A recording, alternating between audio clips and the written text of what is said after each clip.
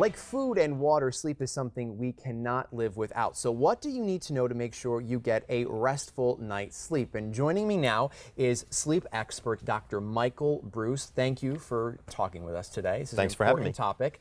The first thing, there are 5 rules to good sleep hygiene. What is the first step? Explain to me. So the first step in great sleep hygiene is keeping a consistent sleep schedule. Right, so going to bed at the same time, both during the week and on the weekends. I have lots of patients who have what we call Sunday night insomnia. So they stay up late Friday, they stay up late Saturday, then lo and behold, they can't fall asleep on Sunday. Keeping that consistent schedule, even on the weekends, is going to be better for your sleep. All right, let's talk about coffee. You hear a lot of people say, oh, I can't have a cup this late because it's going to keep me up all night. Right.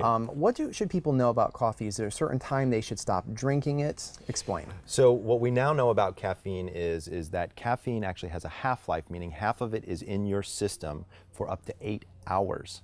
So if you had that cup of coffee or that latte with dinner, it could actually be affecting your ability to not only to fall asleep, but to stay asleep at night. I have lots of patients who say, oh, I can have a cup of coffee at night and go right to bed.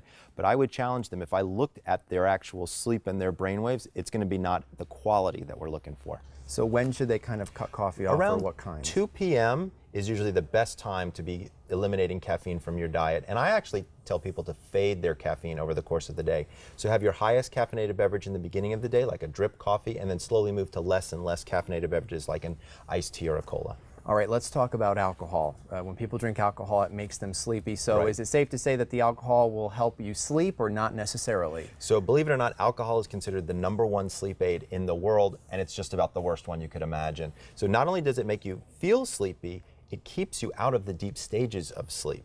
So you don't get that good refreshing feeling in the morning. Half of a hangover has to do with not being in that refreshing stage. The other half has to do with dehydration, because alcohol is a diuretic, makes you wake up in the middle of the night to go to the restroom quite often. Right. So try to stop drinking alcohol approximately 3 hours before lights out. All right, let's talk about exercise. Some people exercise late at night before they go to bed. I've been guilty of doing this. Is it harmful to getting a good night's sleep? Well, exercise is the best way to improve the quality of your sleep, but there are 2 types of people. There are people who get energy from exercise, and there are people who kind of calm down from exercise. If you get energy from exercise, it's probably best to avoid exercise about 4 hours before bed. But if it's something that kind of calms you down, then it may be fine to do up to 2 hours before bed. All right, the other thing, and I'm guilty of this, what if you're not necessarily a morning person? Is there anything people can do to kind of ease that getting up in the morning? Sure. So believe it or not, now we understand that it's genetically determined whether or not we're morning people or evening people. So if you're a night person where you like to stay up until 1 and sleep until 12, one of the best things you can do to help reset that biological clock is in the morning, keep the shades drawn and get that direct sunlight. If you possibly can, go outside, have your breakfast outside or walk your dog.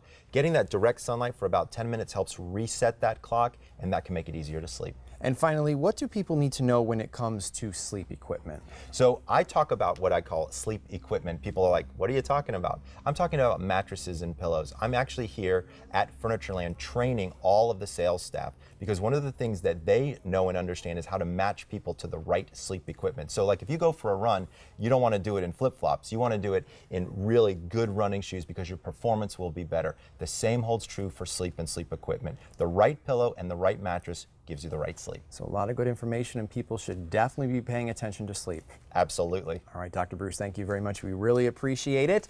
And for more information on sleep, we're actually going to send it back to you, Lisa, in the studio. Thanks, Brian. Simple steps to help with a better night's sleep. And you know, getting proper rest is extremely important. Sleep disorders have been linked to heart disease, strokes, even weight gain. Linda Hurley is the director of the Peninsula Sleep Waves Diagnostic Center at Peninsula Regional Medical Center and joins us this afternoon. Thank you, Linda. Thanks for having me. This is serious business when you think of what could happen. Sleep. It affects your entire health. So many people come to the sleep lab feeling extremely tired. They wake up in the morning, they don't feel any more rested than when they went to bed. And so there are certain things that people can look for. They can, if you snore, if your spouse is constantly rolling you over to keep you quiet so they can sleep, if you've gained weight, if you're having trouble controlling your blood pressure, if you have blood sugar problems, those are all signs that you may have a sleep disorder. Snoring is the #1 because the main sleep disorder is sleep apnea, and it's a collapsing of your airway while you're sleeping. And so your body has to continually wake you up to go and open your airway again. Right, and we have the symptoms right there. Yeah. Snoring, daytime sleepiness, and frequent awakenings. Like you said, waking, gasping, choking. Yes. And thick neck. A thick neck is, there's more tissue to fall into your airway. Right. People built like you tend not to have sleep apnea as often. That doesn't mean you can't. You could just have a naturally narrow airway. But people with thick necks, particularly former football players, wrestlers, men tend to have more sleep apnea than women because they tend to have more muscle. As people age, the muscle loses some of the tone, and as you relax and fall asleep, the soft tissue falls into your airway. So your brain has to continually wake you up to open your airway.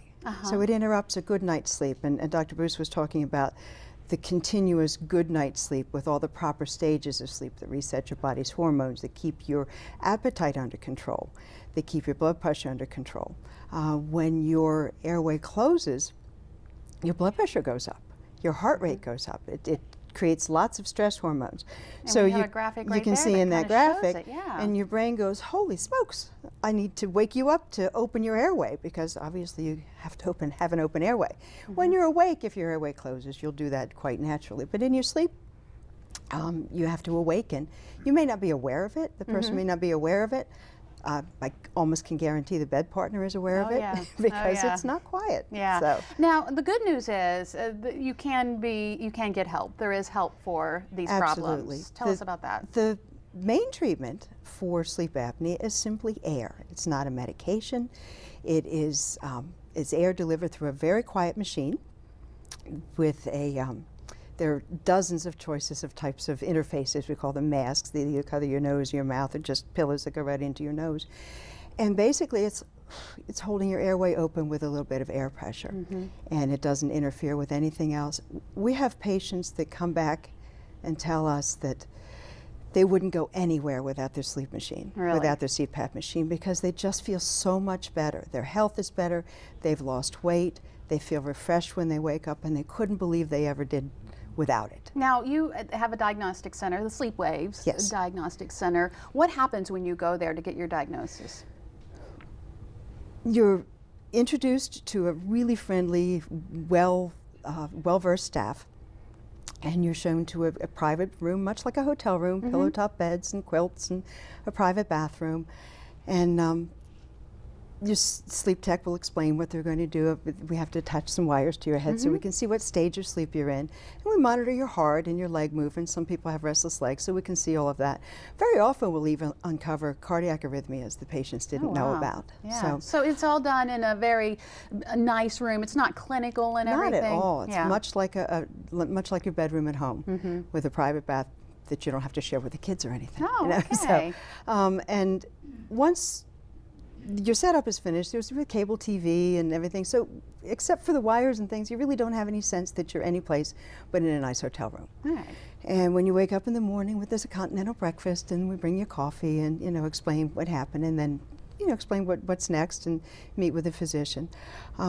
If you think you have a sleep disorder, it's important to speak with normally your primary care physician or your specialist, your cardiologist, your pulmonologist, and ask them if they think you should have a sleep disorder. Our brochure has a little tear off that you have check mark. You can check, oh yes, I have these things, and I've had high blood pressure, and I am tired in the day, and gosh, my wife really does tell me I snore a lot. And that sort of thing. Linda, so much information. Of course, we want to make sure everybody gets the information about whether or not you have a sleep disorder and how you can get a diagnosis. And if you'd like to find out your sleep apnea risk, you'll find a link to the questionnaire on delmarvalife.com. Just click on the show tab. Thank you so much. Well, still ahead on Delmarva Life, you love your home, but you wish you could move a wall here, move a door there. It sounds like a big undertaking, but it doesn't have to be. How you can redesign your rooms to work better for you. And later, a twist on seafood you're sure to love. Blue Coast Seafood Grill is here to show us how to make bourbon-style poached shrimp. Delmarva Life at its best here on Delmarva.